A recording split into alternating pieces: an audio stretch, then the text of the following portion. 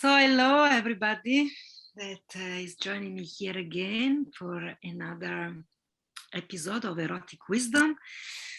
Today I'm sharing this space with my beloved friend and teacher and trickster. What did he say? Student. Student. And friend and enemy and triggerer and everything.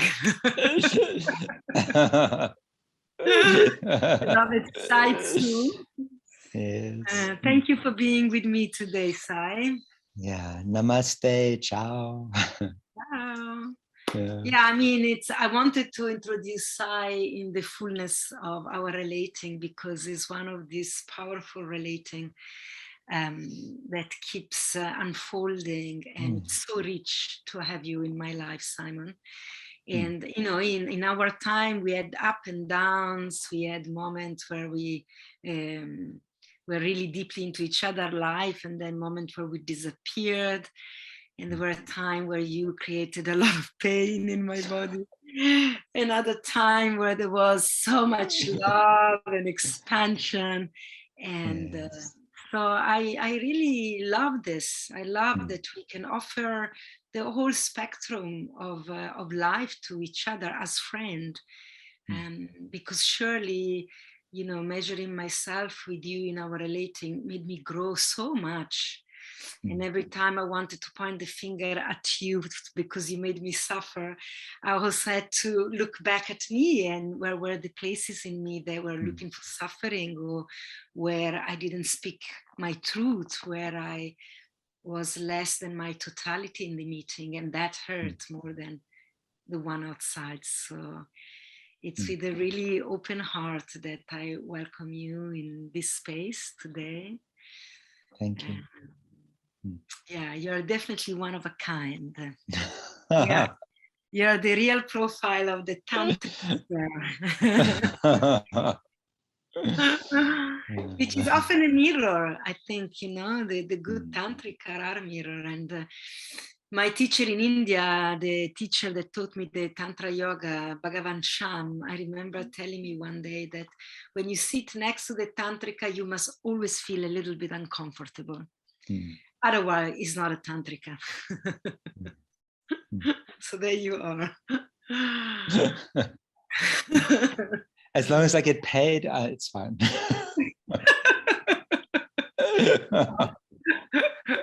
For the insults. That's the hard part, you know. Mostly people get very upset, and you have lots of energy exchange, and you're working through the process, and you're like, I should be charging for this, really.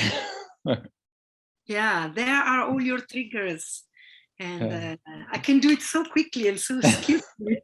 It took me 20 years of practice. Yes, you're welcome. The bill is in the post.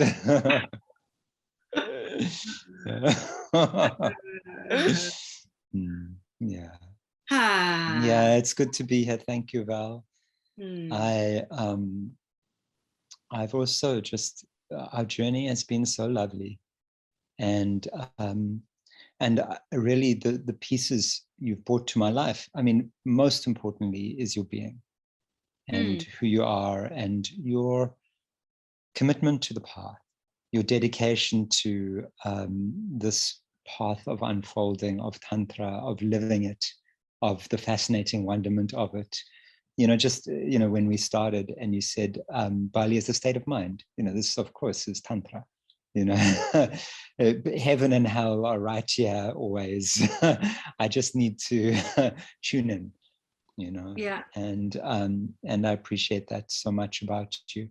But also the technologies which you brought to my life, you know, the Tantra yoga, the Kashmiri massage, you know, the artistic, creative side, all our collaborations, everything. It's just, yeah, I love you. It's, yeah, I know the last few years we've been kind of like, you know, the paths have been a little bit, you know, we've been in our own wheelhouse, you know, doing a bit of our own work.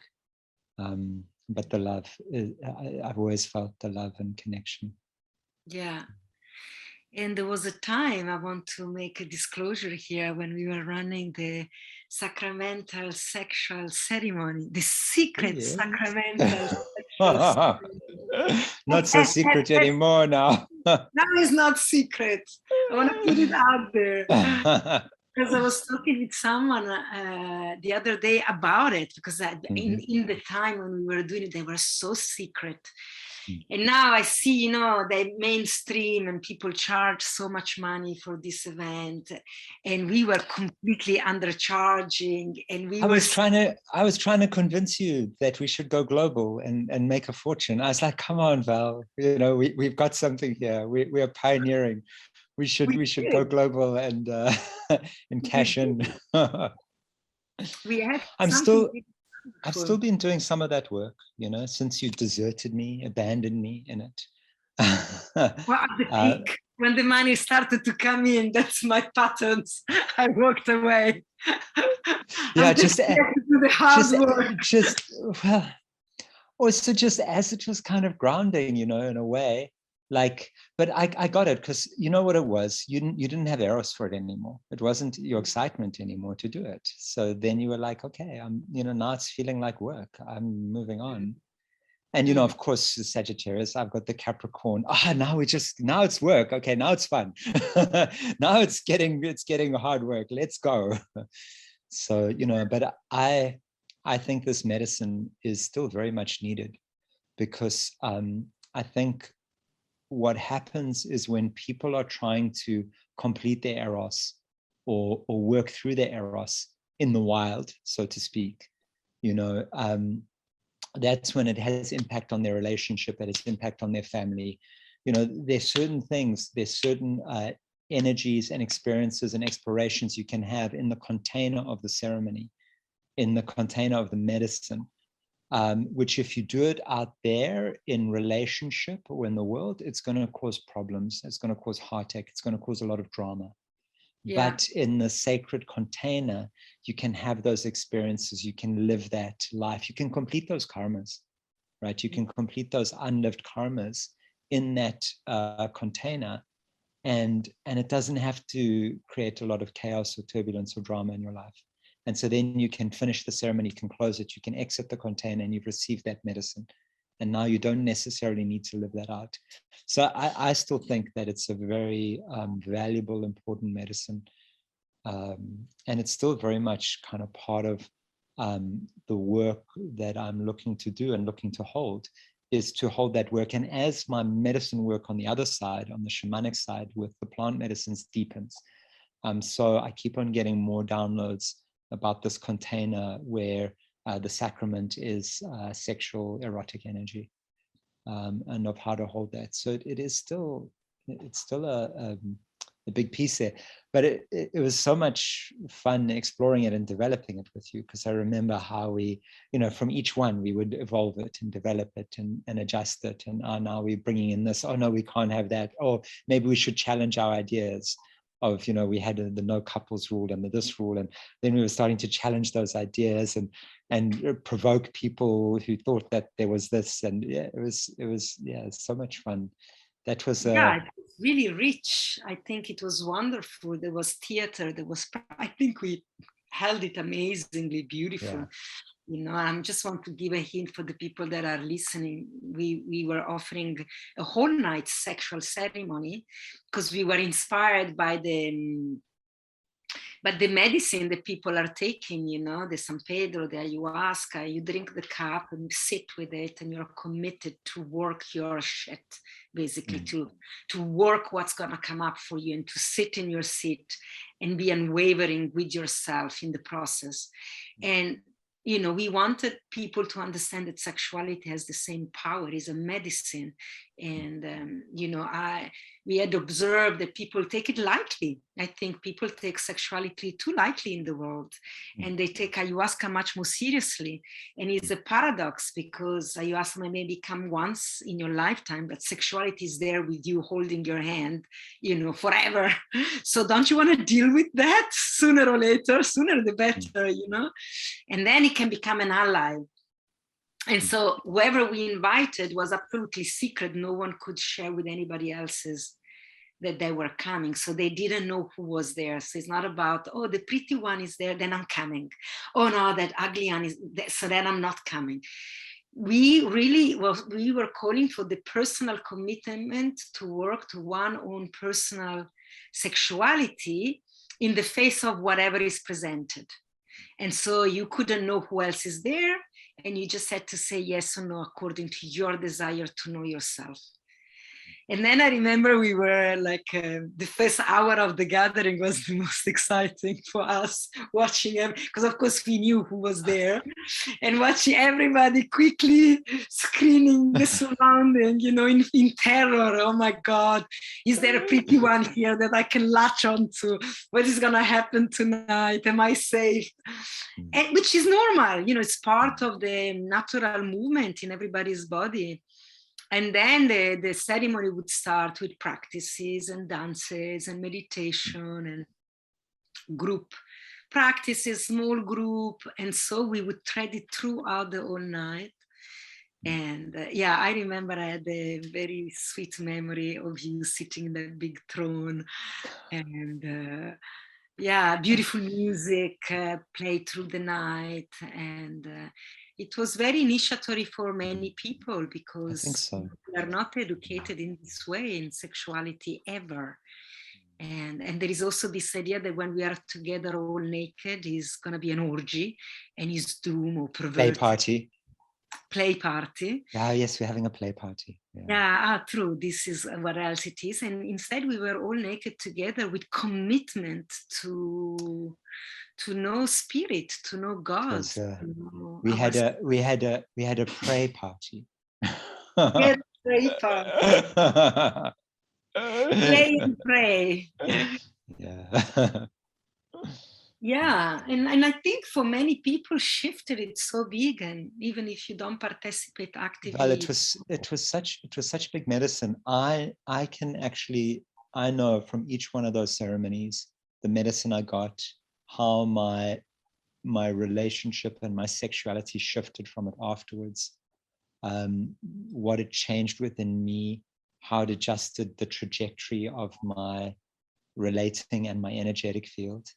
Each time was huge. It was and of course we're calling in Devi, we're calling in the lineage, we're speaking to the tantric lineage, and it's echoing with the Maityuna, with the ceremonies, that have happened throughout time. Tantrikas gathering in secret to do this work, to do this practice. It has the echoes of that and the ripples, and the lines across space-time that we're forming, because in that zone it becomes timeless, and it connects with all the ceremonies which have been done in the tantric lineage in this way, working with this medicine.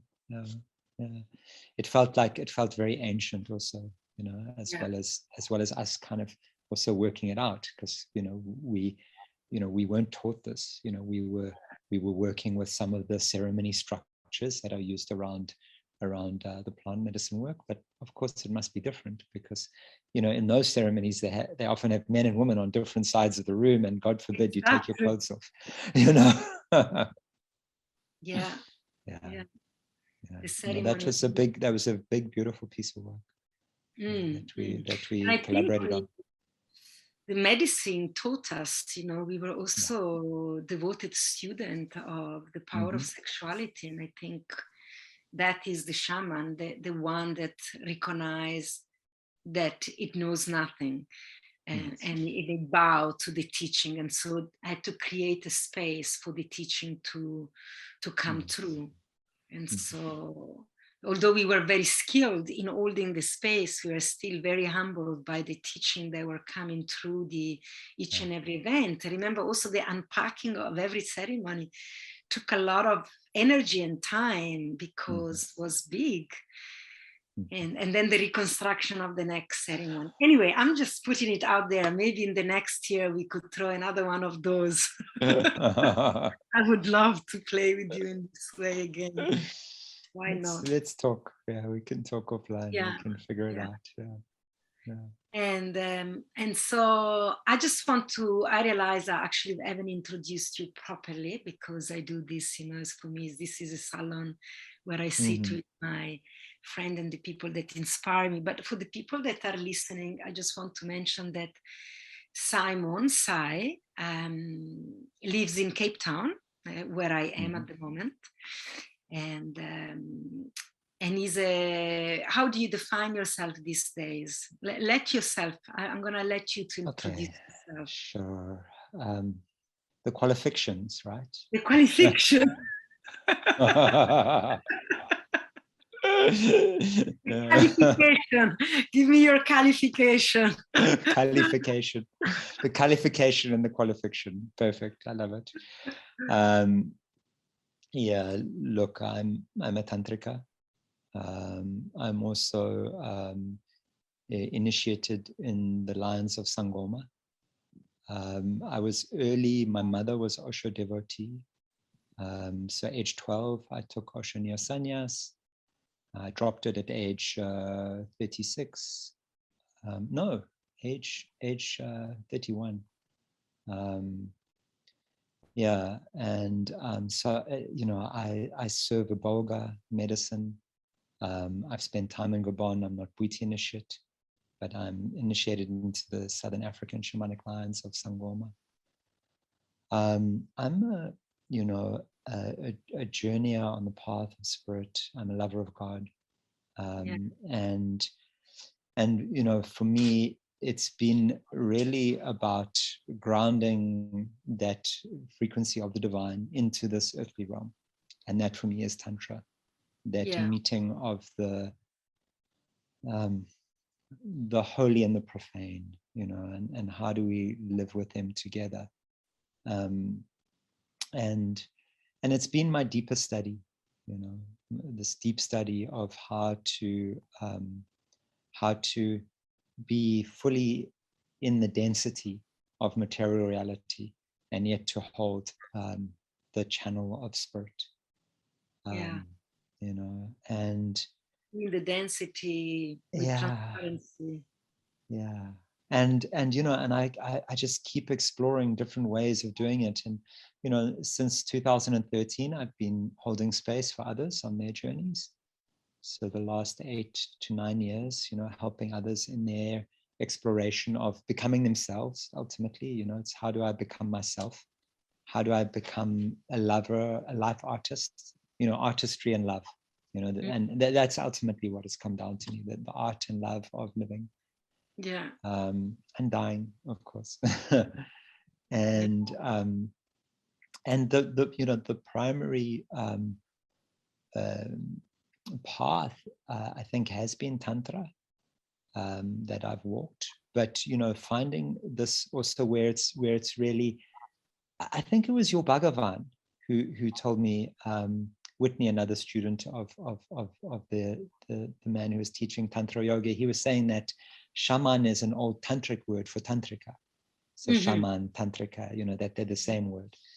And I really, these are the two paths which I've really been walking, some of the various traditional medicine paths, the shamanic paths and the tantric paths. And finding that they're not really separate, that the rose has the flower and the petals, and it also has the thorns. And so the path of the ordeals, I used to see them as two things: the path of bliss and the path of ordeals. But then I would find that everybody on the bliss path was always suffering, and everybody on the ordeal path was always entering into these states of bliss. So I'm like, yes, it's one path, right? The thorns and the petals are inseparable. But really finding that way, and finding the appropriate technologies, finding the ancient traditions which are shared and also useful because they hold such a lineage space, and then also finding the new ways of totally reversing all of that and inventing on the spot exactly the medicine we need. And that kind of contrast between completely doing it yourself and making it up and it being fresh each moment, and the deep lineage of tradition and finding the ways for that to merge. So really, it's hard to put a name on it so much, but really a lover of existence in all its forms. And I want to say what you're saying about using the ancient technology and then, you know, break them apart and making it up on the spot. I think that's also where it's at. That is absolute spontaneity, you know, and also the other tradition that I'm holding from Daniel O'Dear, my teacher of the Tantra, is very big on spontaneity, which only come when you have mastery. So first you learn everything, you learn all the ancient technique and the technology, and then you let it all go and you present in the moment with absolute spontaneity, which it might look like you breaking everything, but you are not, because it exists inside of you, and you can just be really spontaneous in how you decide to act in the moment with different people or different situation. Yeah, I think that of course always the danger with that is, you know, somebody thinks, I'm ready to tear up the script. And now, you know, I am a free avaduta and I can live crazy wisdom. Meantime, it's running an ego pattern and actually being kind of abusive and using that to excuse the behavior. So this is where the peer group is so important, to get those reflections of, you know, are you free and spontaneous and beyond reproach, or actually are you just bullshitting and using that as, and of course that very crazy wisdom mantra has been used so often as an excuse for, you know, not sitting on the cushion or doing the practice or doing the 1,000 repetitions or doing the work. So, you know, we need to be so careful with the highest teachings, because the highest teachings, when they're taken before ready, it's poison. Yeah. It's lovely to hear you speak like this, Simon. You've got some experience of this, don't you? You've learned the hard way. I remember when I first met you, I was so intimidated by you. I thought you were a wild cowboy with no rules. The cowboy of Tantra. But, yeah, you know, I mean, and it's also, it's an important phase, you know, the phase of the rebel, you know, and this, of course, my first guru was Osho, who, you know, who was the quintessential rebel. You know, it was all about the roar of rebellion. What does, you know, we must, who is it? It's the French philosopher, the one who talks, Camus. Camus says, you know, we must become so incredibly free that our very existence is an act of rebellion. You know, this was Osho. You know, we must be so free that our existence is an act of rebellion. But then, of course, we have Khalil Gibran, who, when he speaks of freedom, he says, the chain which binds you and glitters the brightest is the one you call freedom. You know, you are so attached to your freedom that you are enslaved by it. Yeah. You know? So, you know, and this is, you know, of course, we peel the onion and we peel it, and it says freedom, and then it's freedom from freedom, and it's freedom from freedom from freedom. And, you know, we keep going. The freedom of being alive, of being in the totality, I think it's no more freedom from. If it's freedom from, it's never freedom, no? It's always reaction. Yeah. So freedom of being a spontaneous human being. Yeah, this is mastery. Anyway, this is ultimate mastery. Very, very fine line, difficult terrain to walk. Padmasambhava, he says, you know, although my view is as high as the sky, my observance of the laws of karma is as fine as barley flour. And so, you know, this is it, you know, like, you know, we are, you know, we can have the view, this tremendous view of everything, but then we also need to come down to the microscopic and take care of the absolute details. Yeah. Yeah, I've been feeling this very much lately in my life. You know, I was at the phase where I wanted to be completely transcendent and of the spirit and of the gods. And now I just want to be domestic. I find pleasure in having 3 meals a day at home, simple, and have routine. It's nourishing my heart so much.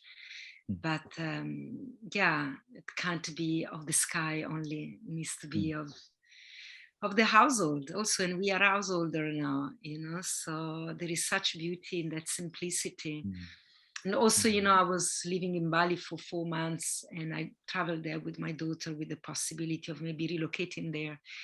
And she, in a sense, made me come back because, you know, she was really not happy, and you can't have a happy life with an unhappy child, you know, and not because I'm taking direction from my child, but because her joy is my joy. And so bringing her back and seeing her in her joy brought so much joy in my being. And now I'm so happy to be here. So I love my domestication at this moment, and coming back home, you know, led by my daughter that says, no, here is what we're gonna do because I want to go to school and you need to find a home. And it feels my actually next level of awakening in the domestic. So, but I want to take this conversation to a specific conversation, exchange, because I received an invitation from you, Sy, a few weeks ago that inspired me so much. It was such a delight to look at it and read it, and it awoke so many emotions in my body, so many feelings. And it moved me to invite you to the podcast and to talk about this. And I have to say, lately, very little moved me enough to have a conversation on my podcast. It's a very slow podcast. I don't produce conversation every week because I think people talk too much about everything already. And I want to really distill my conversation and wait when there is something that really deeply moved me. And this invitation really deeply moved me from you.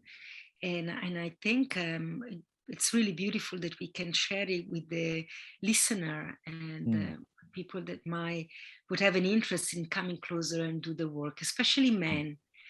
And in the current time, there is this awakening of the sacred masculinity. It's present, it's happening. And I've been sitting in women's circle for so long, for many years, for 8 years, 10 years. And the women keep hearing the women, and what about the man? And what about the man? And I'm excited that the time is now. The work for the man is happening. And of course, it needed to happen first with the women to create this container, the womb. And the container is here, is created, is done. Now we're doing refinement. And so it's really beautiful to see that you're bringing forth this work with men. And I really love the way you presenting it, because I also see work done for men. And of course, I've seen it in Bali. It's an overload of all of that. And it's the warrior man, it's the new man, it's the new lover. There is always a flavor about it that is of conqueror somehow. This man that must come together and cry together, but the crying is another things to conquer and go through, you know. And we gotta find our tenderness together. It's like still climbing that mountain. And the way your presentation landed in my mailbox was just like an hibiscus flower blossoming, or a rose unfolding. The tenderness and the care really touched me, really inspired me. And I passed the invitation to a lot of men in my life. Let's see which one respond. So I've got my phone in my hand because I've got the invitation here. Yes. And I want to read through something. So first, the name is called VAJRA HEART DAKA TRANSMISSIon. And it's not a course, it's not a seminar, it's a cohort.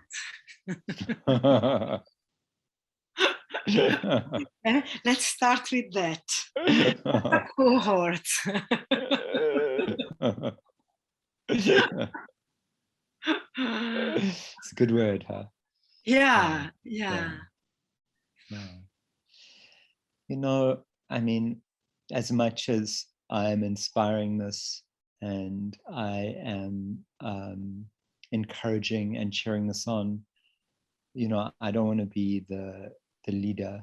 You know, it's not this hierarchy now where I'm the guru and I'm, you know, really what I'm trying to do is I'm trying to, when ready, to hand this over to the collective, the cohort, to the group, and to hold it as a mutual reflection space. And it's becoming more and more that, you know, this is now going into the third year of this practice, of this work of men with men.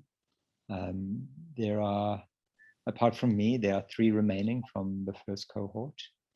And the second cohort was a little more successful. We, I think we have 7 remaining from that cohort. How many to start with? 1, 2, 3, 4, maybe 13, 12 or 13, around there. So I think that, you know, the first time we ended up like a third, and this time we're closer to just a bit over half, you know, so 30% to 60% of continuing on. Also, you know, we have just started with some of the initiatory and deep commitment processes in this work, commitment to this work and commitment to one another. So now, you know, the container's a bit bigger. We're ready to hold and to receive more. You know, probably now I think we'll see how the applications go, but, you know, maybe ready for another 20, or maybe even as many as 25, you know, men to come in. But I've kind of seen, you know, the first time when it was just me holding the space, there wasn't enough holding. So there were only 3 who came through. Now with me and the other 3 holding, there was more holding space for the other, the new men who came in. So, you know, as there are more men who are able to hold this frequency, it's able to grow and to hold more. But it's been very organic. It's been really slow. This cohort and you know, and a transmission of the union of the sex and the love, right? The Vajra and the heart. And finding that place of and it's very tender, you know. I like this conquering. I mean, it's so interesting because in our group, I mean, you know, Daka, it means sky flower, right? And what I think has started, what we've started seeing in this exploration is really, it's like this kind of the space of masculine musing that Daka is, that it's really finding the dot in the yin yang, you know. So you've got the white, the conqueror, the masculine energy, but within that there's the dark dot, you know, and it's finding that concentrated part. And interestingly enough, you know, Dakini has this kind of warrior sword of cutting through, you know, so it's almost finding the white in the black field, you know. So it's like really, you know, where Dakini finds this this cutting energy, Daka really finds this sort of like very soft opening, you know, where the, you know, where, you know, our genitalia, you know, the male genitalia is very yang, but the male heart is very yin. You know, it's very soft and it's very much receptive. And when you connect with that, and then that flow of energy between the yang of the sex and the yin of the heart. And so it's but it's a strong masculine, but it's kind of supple. It's, you know, it's less like a sword and more like a serpent, you know. Yeah. It's got that kind of flexible strength. Yeah, please. I want to read a passage that you wrote that I really loved. This is a transparent, iridescent, diamond feeling way. So beautiful. The path of the unwavering heart. Here we embrace the never-ending process of unification of VAJRA, which is diamond, is a Sanskrit word for diamond, and heart, love, and sex, learning and practicing being both lover and noble gentleman. A long time. The noble gentleman. It's so beautiful.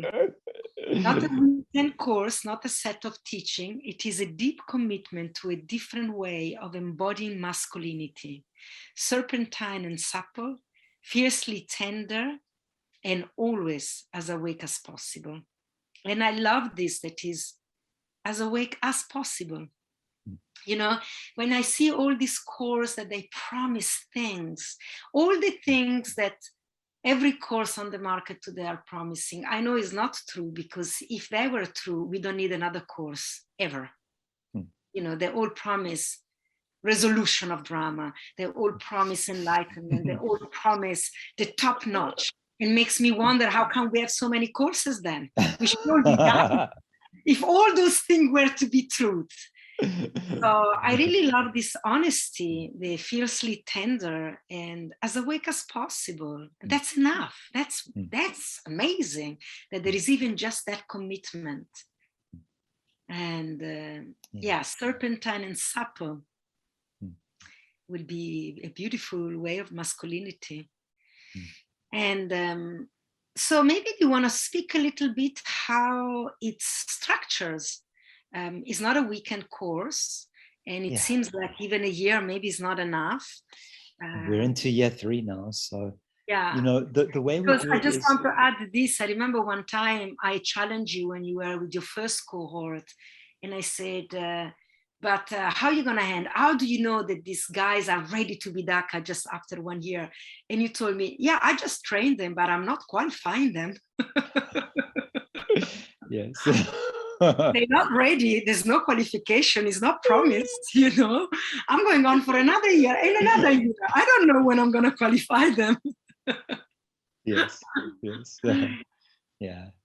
You know, I think the graduation is determined by your peers. So, you know, those who are recognized as Daka and Dakini will ultimately qualify you and say, yes, you're here. You know, you can stand with us. Otherwise, you know, you go and sit at the top table or the whatever table it is. And, you know, people are polite, but they're not really sharing their food with you or something. Like, yeah, maybe you're not quite ready. And we've all seen this, you know, people who claim the title before readiness, because there isn't a certifying body. It's not like, oh, you've done the exam, now you get the stamp. You know, in a way, we do self-certify in this path. But, you know, it's very embarrassing if you jump up and you go, right, I am, you know, the great one, this and that, you know. But it was interesting in the last, in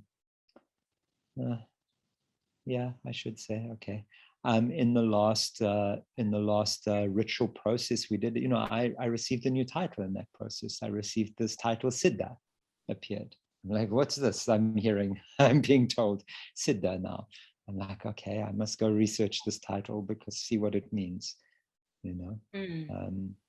So, you know, it's the journey. The structure that we have is what we do is we meet every Monday, and one Monday is for transmission. It's Moon Day. Moon Day, yes, the day, the crescent moon of Shiva, right? Yeah, and 1 week is transmission. And sometimes the transmission is from me. Sometimes I invite a guest. I would love, you know, invite you, invite other people. Actually, we've had almost no guests, but the idea is now we're kind of entering that phase now where we want to have more guests to come do transmission. And then the second, then the alternate Monday is into small groups, 3, 4.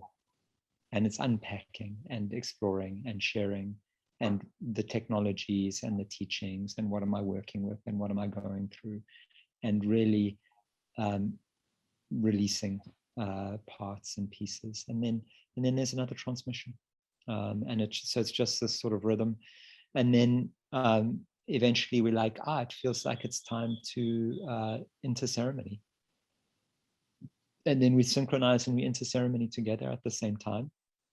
We say prayers, we call in the frequencies, and we do practice, the ceremonial practice, and then after ceremony we share, and we share our work, and so it's this sort of like slow cook of moving through the layers, and then it becomes apparent the medicine that different people need, so also with this particular, with the last cohort, the 3 from the first cohort and I had a, we would chat. How's so-and-so doing? How's so-and-so doing? So-and-so needs a bit more of this. Have a chat with them. And, the more experienced ones, the journeyman cohort, we're also holding the freshmen who are coming in. So, I think of that, the American schooling system, you have the freshmen, and then you have the sophomores, and then you have the seniors, in the 3-year process that they have. Mm-hmm. And so, the freshmen are fresh and the sophomores are somewhere in between. And then the seniors are more senior, and they've just been at it for longer. But it's like, it becomes apparent that certain people need certain things, and they're invited to do that work. Do they have homework? Do you give them homework, assignments, or things to do? Yeah, I try, and sometimes it works, sometimes it doesn't work. Sometimes they're terrible. And I'm like, okay, who did that meditation practice? And then one person's like, yeah, I did. I'm like, okay. But there's no energy to have this force at all. So I can never go like, oh, you didn't do your homework, like now you're in trouble. It's like, okay, well, I'll bring it up again maybe in 3 or 4 weeks. Like, this is a really important piece. Please do this. And if there's no Eros for it, nobody does it. But if I keep asking long enough, then eventually people do. And, and then sometimes I point out, oh, okay, we're coming to a place where we're going to maybe ask some people to leave, and those who've not really been participating, just think about, is this the right thing for you right now? Are you really participating? Are you willing to face yourself in this way, to do this work? And then sometimes it's like, I don't think it is right, and then normally, we have a conversation and that person's like, yeah, I realize I'm not really participating, I'm stepping out. And they step out. And then also, because, at a certain point, it becomes aware that the whole frequency is getting dragged down by certain energies, which are not participating fully. So it's like, if you don't participate fully, it's fine. It's so spacious, it's kind of like, some people, and, if somebody's missing a lot of calls, they you haven't seen them for, a month, or they make 1 call a month, then it's like, are you here? Are you really doing this? Because you're not making the calls. There's no rule that you have to make the calls. But if you're not making the calls, then why are you here? Let's just be honest about it. I've been making the calls for 3 years. So, it can be done. It feels for me that really it's a calling for devotion, like the way you present Absolutely. it. It's a VAJRA HEART DAKA transmission. It's not a course to gain something or to gain the title. It's to receive a transmission. And then, as you say, the title will arise in the being spontaneously if there is enough devotion. Because also you're charging very little. When I got to the end and to see the exchange, it's a symbol almost financially. And so, in this world, I see we consuming spirituality now, like we're consuming the resources of the planet. It's saddened me deeply, and especially when the rare time I go up on Instagram and I see the spiritual market, it's like we're consuming the spiritual advice. I mean, it feels like it's a phase, it's a phase that people are going through, and then, they want to leave the corporate job. So I become a coach, And then I get tired of being a coach, so I start holding workshops. And these people are in their study, and this is the accelerated learning of them. And they need to finance the study some way, because the old structures of there being a monastery where you would be supported to go and study no longer exists. And the kind of monasteries which we need no longer exist, where you can go and enter into the monastery and be supported. So it's like, okay, we're late Kali Yuga capitalism. So the monastery must look like the spiritual marketplace. This is the only way. So it's like, yes, I feel that, probably giving sacred hand jobs and financing your spiritual journey that way is probably more honest than posing as a teacher and, getting people in. But, those are the real warriors, the ones who are willing to do the spiritual hand jobs and make their living that way. Those are the ones I bow to, because that is the true, that is the true being in the, in the charnel ground, of human sexuality, which has, so much challenge about it still. But my point that I wanted to make here is, thank you for this reflection. Actually, it gives it a beautiful context to look into that when I feel so saddened. So thank you. You give me a beautiful point of view. But the way I was saying this, that everything this day is so expensive, but people then, I notice the student pay the money. The more they pay, the more they show up. And you're doing it in the opposite way. This is not a big payment. How big is your heart? How big is your desire? How much you really want to be part of this? You have to still participate, although there hasn't been the promise of anything to be gained also, but just to be in the fire of your love. And this is really feminine, because to gain something at the end of the journey is the masculinity of the spiritual approach. And what I love that is really feminine is that there is no promise in your cohort. We just come in together and we see what's unfold and see how deep goes your love. So how many Monday are you gonna make? I think in the flyer you'll see I've got one quote by Borges a bit later on. Maybe read that one, because that's the kind of promise. Borges here. I can give you my loneliness, my darkness, the anger of my heart. I am trying to bribe you with uncertainty, with danger, and with defeat. There we go. We will bribe you with uncertainty, danger, and defeat. There's a wonderful poem by Rania Maria Rilke. And, these are the men, the poets, Rilke and Borges. And, these are the men who I really admire, not the Alexanders the Great.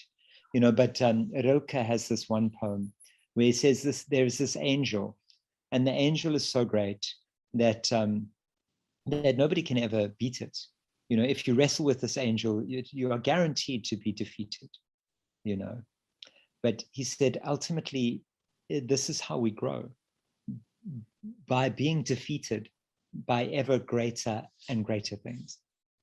So it's like, you're never going to succeed. Ultimately, you will die, you will lose. The world will not be perfectly enlightened. The whole realms will remain. It's like, you will be defeated. But every time you'll be defeated by something a bit larger. Yeah. And by fighting the angel, you get the transmission anyway, if you get close enough. if you're lucky, the angel will do Brazilian jiu-jitsu on you, and you'll be really wrapped in a tight embrace, and maybe you die an orgasm as you lose.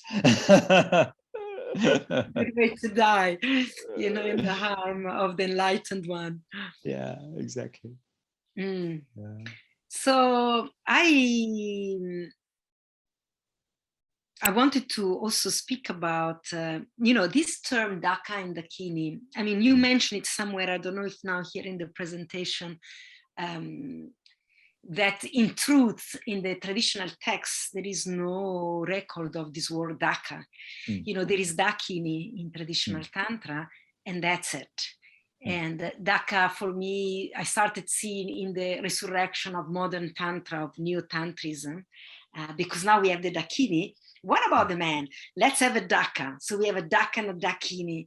And for me, it's the creation of the ego that wants to find balance in things, and sometimes there is no balance, and life is unfair, as we spoke about. It's just unfair. But for me, I've always been recognizing the dakinis in the body of man. Like for me, you are definitely a dakini. There's no doubt about that, because you bring that fierceness and that trickster also element, and your body is often been extremely feminine. You know, when we were doing the sacramental ceremony, I thought you were the feminine, and I was holding the masculine, actually, you know. And so yeah, why did you choose to use the word daka and not make a dakini transmission for men? I think once upon a time I did some research looking for the term daka, because I heard this, that there was no term daka, and I certainly hadn't read it from the original texts. I think I did find reference to it on Google Scholar in some of the texts. So I want to double check that. I don't know if it is not used at all. I think it is used, but much more rarely. I think it might have been used. But again, what's wonderful Swami Rahasya, our dear friend, he always has this joke. He would always say, yes, all the crazy neo-tantrikas, and of course then you have on the other side the museum tantra, where everything must be according to the book and by the tradition, and if it's not in the book, we're not going to do it. And of course, the Mahasiddhas on the tantric path would go and piss on the book, and laugh, like, what do you mean? This is not tantra.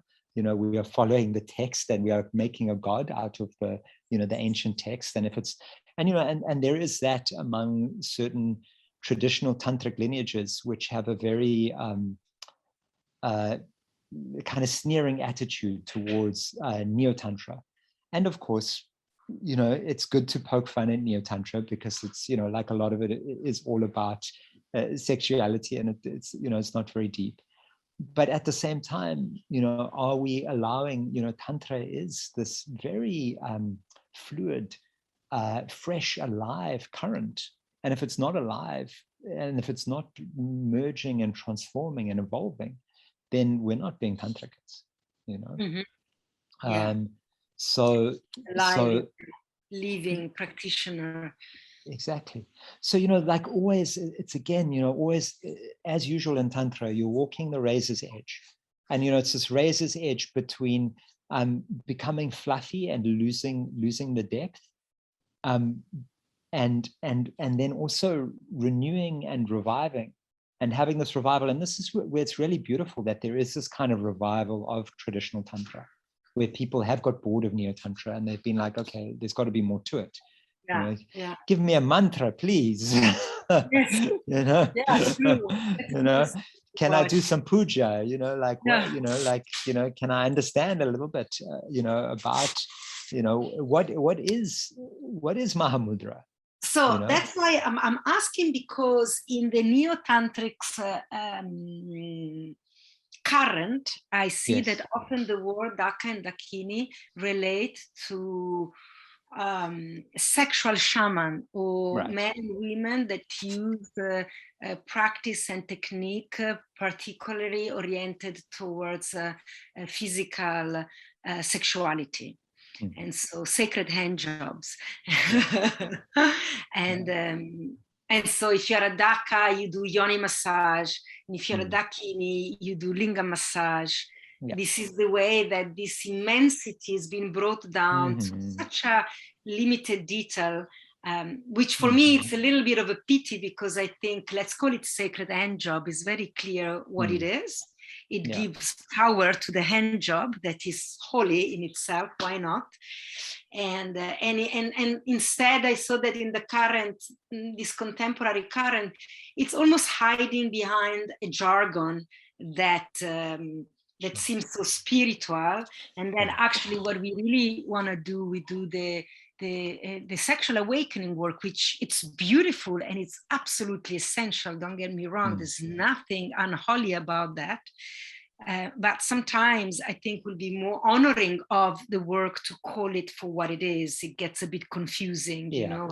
Yeah. If someone is a dakini, means that she's gonna do erotic work with men. You know, often I get approached like this as a dakini by men that just want to engage in erotic work without also bringing the study and the practices. And so I just want to read this piece, because then maybe you can give me a full answer about it all. So there is in your invitation that there is a chapter that says for the who, and you invite the men who wish to dwell as much as possible into the mystery of the feminine current while embodying as a man, opening the gates to sexual integration and healing, either in relationships or even professionally.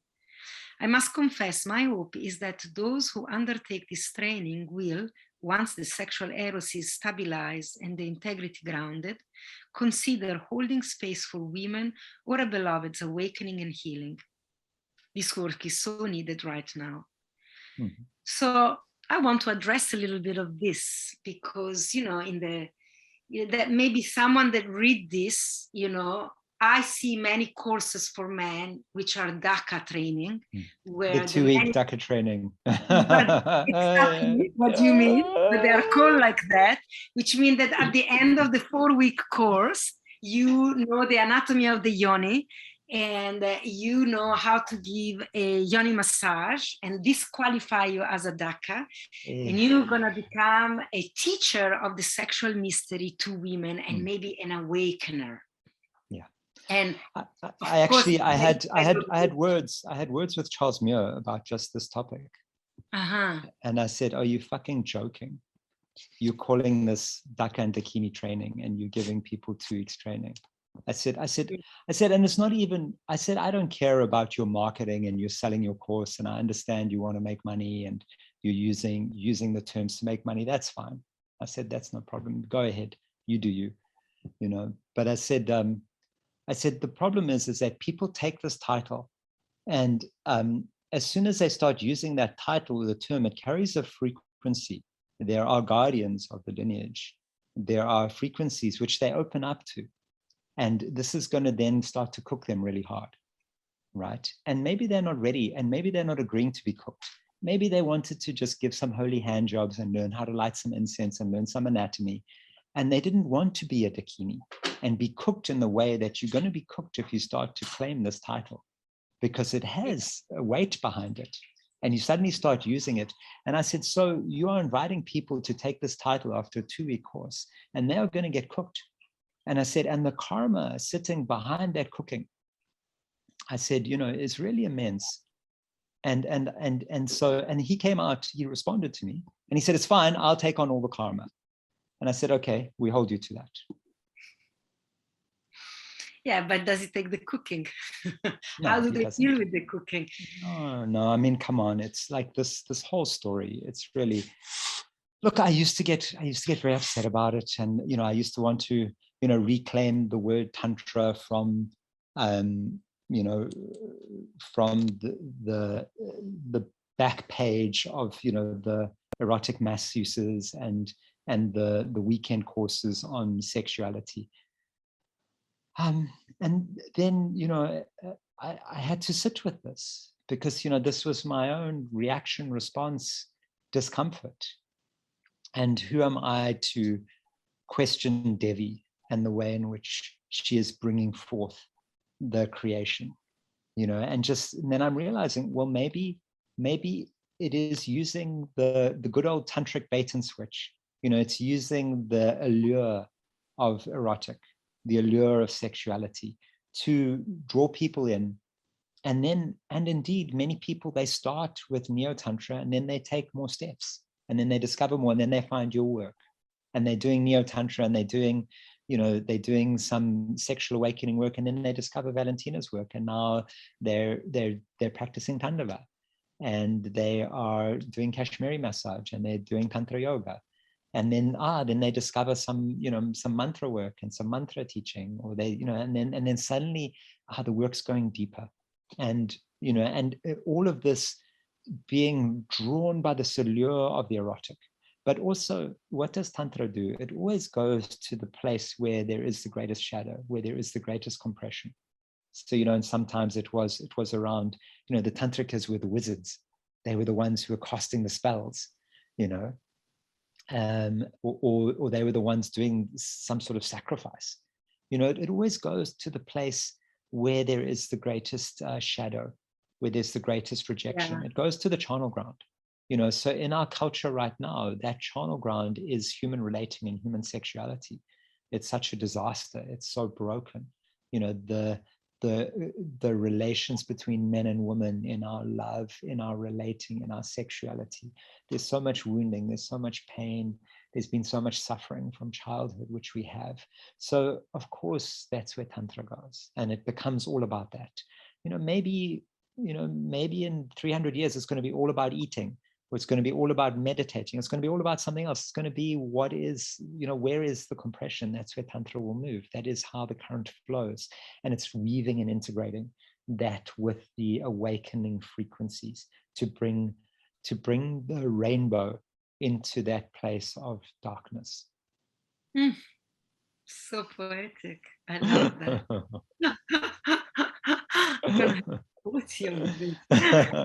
so is bringing the rainbow in the places of darkness. But in your cohort specific. Yeah. So in my cohort, I mean, what's happening now is there are a few online sessions are happening. So this is after 2, almost 3 years. And it's like, okay, now and I've said to a few, you're ready to practice.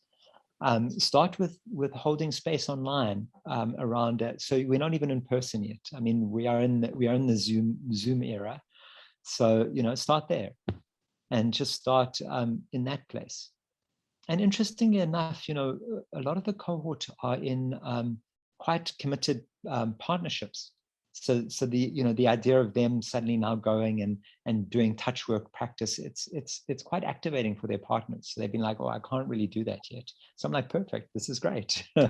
You work through it with your partner. When the readiness arises in you, maybe the readiness arises within her, and it's already at the same time, and it's not going to cause any ruffled feathers in your partnership for you to be doing this work. And it's actually really nice that they are in a partnership, because that just grounds it so much.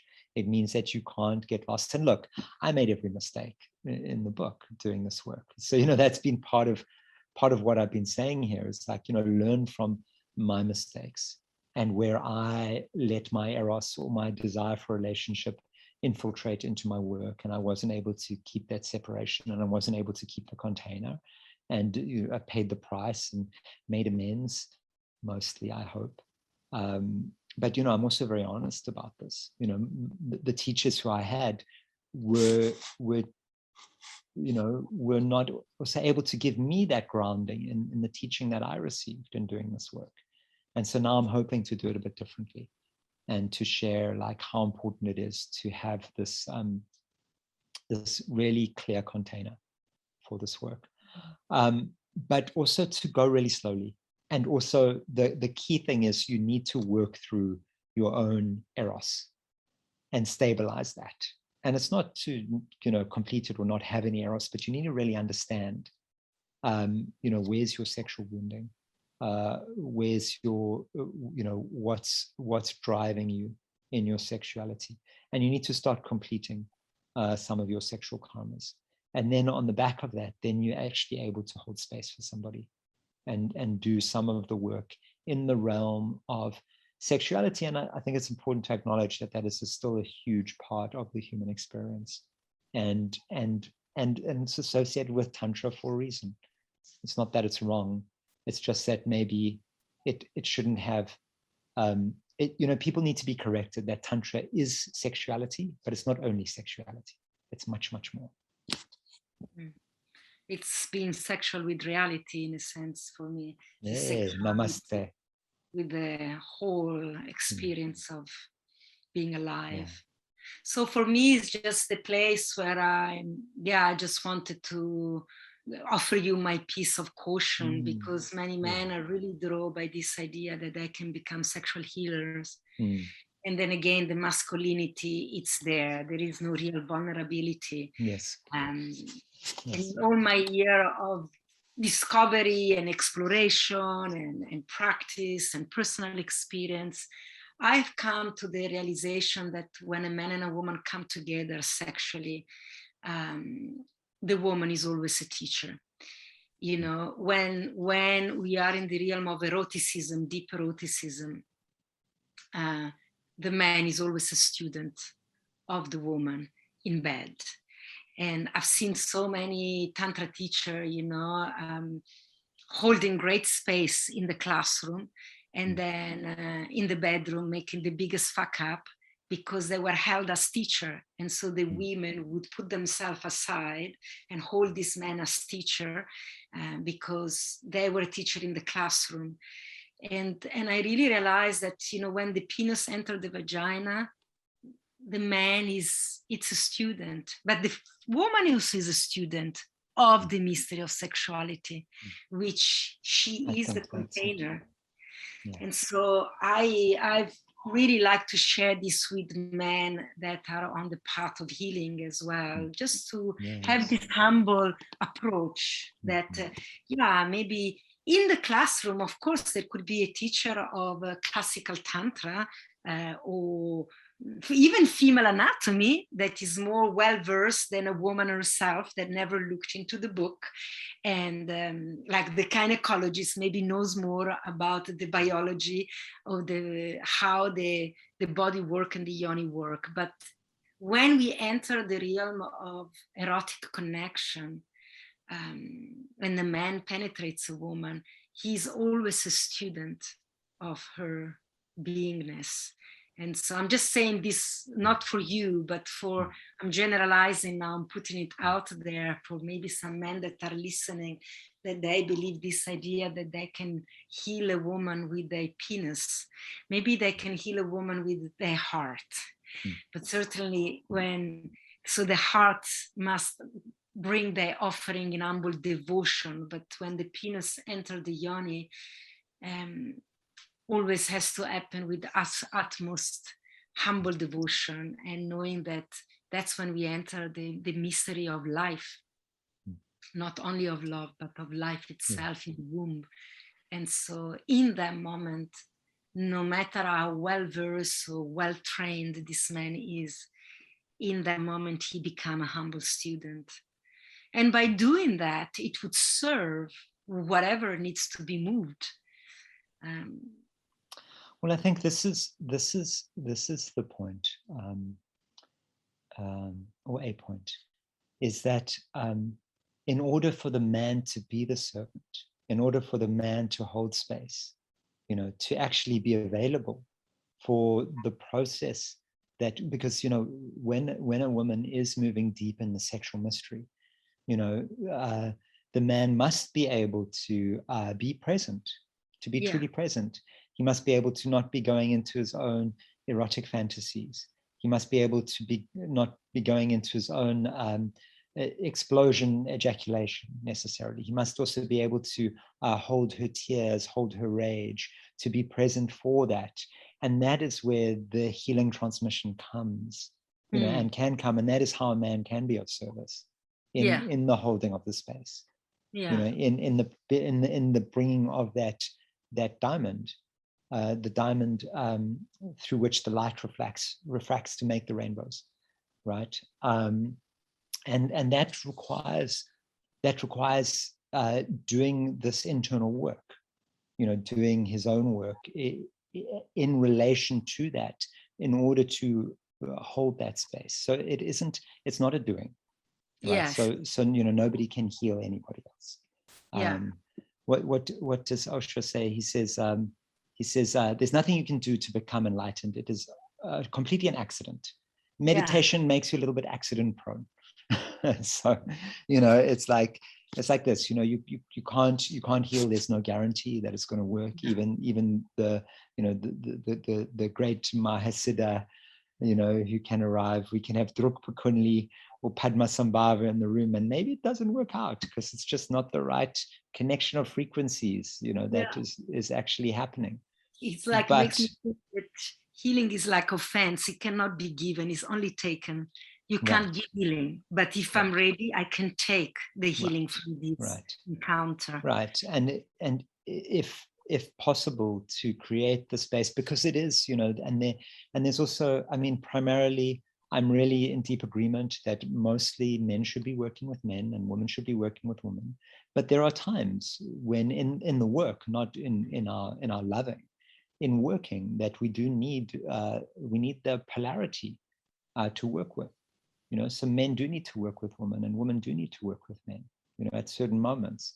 And it's how then, is that moment. So now a woman has done a lot of work with women and she's done all her body work, and now she's ready to confront that, the childhood pain and the healing, and that's going to need to happen with the body of a man. Is it always right that it should be her lover? Does her lover have the skills? Does her husband have the skills? Is he the right person for it? Sometimes not. Sometimes it's better that it's not the husband, because there's going to be a rage or there's going to be something come up and the husband's going to take offense, and next thing the relationship's going to be spun out. So maybe it is, I really feel that there is a role, in this work for those who are able to hold space in that moment of the unfurling of ourselves in our deep sexual essence. And so, I think that there is a possibility for that. And so, as much as the Daka and Dakini trainings and whatever, they're mad. And then, you look at the more formal places where they're doing what's it called, the sexual surrogacy work, and where they have the bodies and the psychologist tests you, and and it's got all these various strong rules, and and I think obviously those people do amazing work also. Is there something in between, and and where we can also be saying the prayers and call in the frequencies and the energy of the ritual, which we know is so strong? And I'm not saying I have an answer there, because there aren't any graduates, or it's not being tested. But I'm saying we're willing to be in the exploration and the investigation of this. And I'm saying we're going really slow. And then after every session, even if it's just a talk session, come back with the pod and with the people and share and unpack. And also always it's known that that this man, if some of the men in my group, if a woman is working with the men in my group, they know that if there's any issues, they can come to the group and they can raise it. So there's a place to go and to say, it's not just some random guy who found on Craigslist, or who you're now working with. It's somebody who's part of a study group, a very sincere, devoted study group, who's been working for a long time, and who also invites the reflection of women of power. Always, at some point, the men who are in the study, I always say to them, I say, go and work with, here are these women. Here's a list of 5 or 6 women who will put you through your paces. After working with them, you will know, where you're at. They will give you a very clear reflection of where you're at. Beautiful. Yeah. Thank you for that. I feel, your sharing was very, very rich, and blessing. Blessing on Yeah. this work. It was the same as you, like the woman was saying, where are the men? Where are the men? And I always got that question.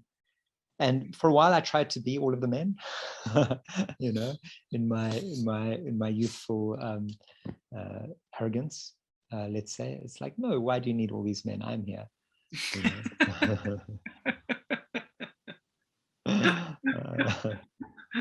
Which was John's joke, you know, but yeah, you know, I think I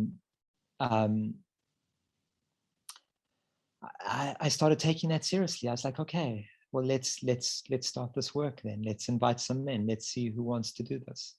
And there are men, and it's been so amazing, Val. It was interesting. There was this moment in the first cohort, and the group had split. And in one group there were all the fathers, and in another group there were all the yogis, you know. And the yogis and the fathers were walking together, and I was between both groups, and I was kind of moving between these groups of the yogis and the fathers, and eventually the ones which continued were the fathers, because they've got the stamina, you know, the parenting, it teaches you this real stamina to keep going, and also I think that devotion of the heart. And so, you know, it's been really interesting to see the evolution of this practice and to see who's stayed with it and stayed with the work and been able to continue to surrender deeper and deeper into it. And I think the fathers also have selflessness, you know. Yes. Because sometimes in this work with sexuality, you know, this idea that I'm here because I want to help you, the truth is that I'm completely mesmerized by you. And I think the truth for many men that are completely besotted by the exquisite beauty of woman, why not? I mean, Devi is enchanting.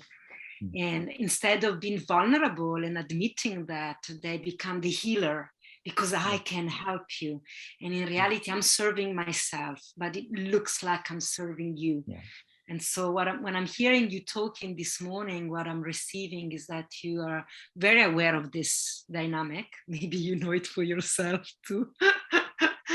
You've been there. And there is so much vulnerability around this now that and in this work, it looks like first and foremost is the work of self-development. And even to do then hold space for another, it's still my work for my self-development. That's what I'm meaning. Then we become also student. Me too, as a teacher, I'm still a student. My student tell me how to be a better teacher. My student teach me how to teach, you know. And so I'm always humbled by my students. So it also, though it appears, you know, I'm here to give, I'm always receiving. And the fact that I know this allows me to keep the work moving and doesn't get entrapped in the ego. Yeah. And it's been the most precious space, though, you know, like the men who are doing it now, they value it so much. They're so grateful. And the tenderness and the beauty shining. I mean, I took a picture before our last, we did a ceremony, a commitment ceremony. And I took a picture of the faces, you know, there, because it was just so much beauty, you know, and just seeing this beauty, the beauty and humility of the men doing this work is really exquisite. It's been such a wonderful space to be in. And, you know, at first you kind of, you know, like, you know, the men feel, oh, do I just want to be with a group of men? You know, I like to be around women. And most of the men in the group are men who habitually spend time with women. They're like, it's the first time I've spent so much time with men. Normally I'm hanging around with the women, you know, but they found such richness in it. And we're finding such preciousness in this group of men who aren't doing necessarily the warrior thing. I mean, they are amazing, you know, men who've accomplished a lot, but don't really need to prove it so much, you know, who are really enjoying this, you know, being in the softness of the group of men together, which is So I thank you very much, Simon, for this time thank you. And your willingness to unpack it so deeply as you did. I've really enjoyed being with you. It brought back some pearls in my heart. And I always quote you. Now you gave me a new line. I really love that Tantra brings the rainbow where there is darkness. Use it. The other one of you that I use a lot, and I always quote you on that.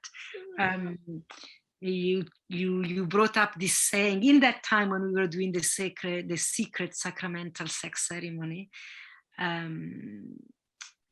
Fuck with your heart and love with your genitals. Yes. Powerful. So powerful. Real fucking is in the heart, you know, in the love affair with life, with all the intensity that brings. And the genital just want to love. They're so tender. And so I also see more and more, like also the lingam, the masculine genital, are very vulnerable, not so arrogant. They're actually very tender, so exposed. You know, they have nowhere to hide. All is in the. I feel so much compassion. You know, nothing is covert. It's all seen. So Yes. and what I see more and more, that the glands of the penis is a heart. It's in the shape of the heart, and so it's really loving with the tip of the heart, and which is so tender and delicate. So I'm falling more and more in love with the tenderness of man. It's really beautiful to be surrounded by them. So I'm just going to wrap it up by asking you, how does someone sign up?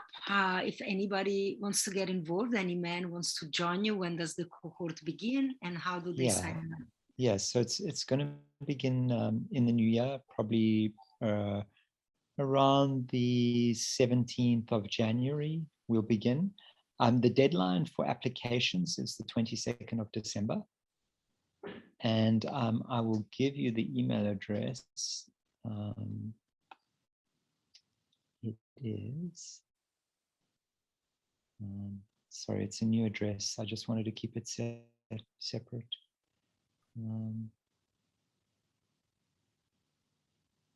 It's Sy at VAJRA.art. Okay, I will write that also in the Write it down. Yeah. And they just check in with you, or I read here that they need letters from women. The first thing is not to check in with me. You need 2 reference letters from women who you've been close with, who you've shared not necessarily sexual intimacy, but you've shared heart space with. It could even be your mother. I long to get one where somebody sends his mother's letter. But it's to share the fire with the woman, and they must write why you're suitable for this program.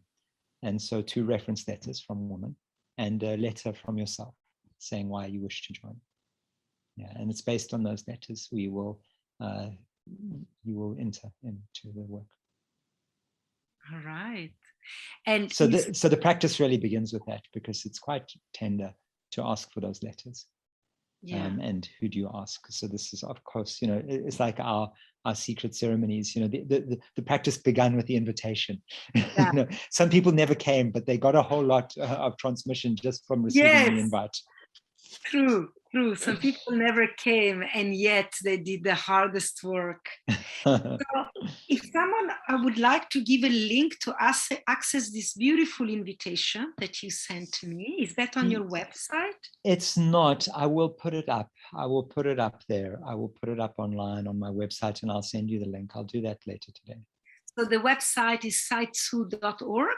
Yeah. And I've been exploring it before this call, and you have some really exquisite blog posts. And one of them was about the beginning of the cohort. Now I remember where I read about Dakini and the words, and it's a beautiful read. So I want to invite people that have, you know, that they feel inspired by this, even if you're not going to join Sy. Yes, so I guess I will wrap it up, but yeah, you can find the details on sytzu.org.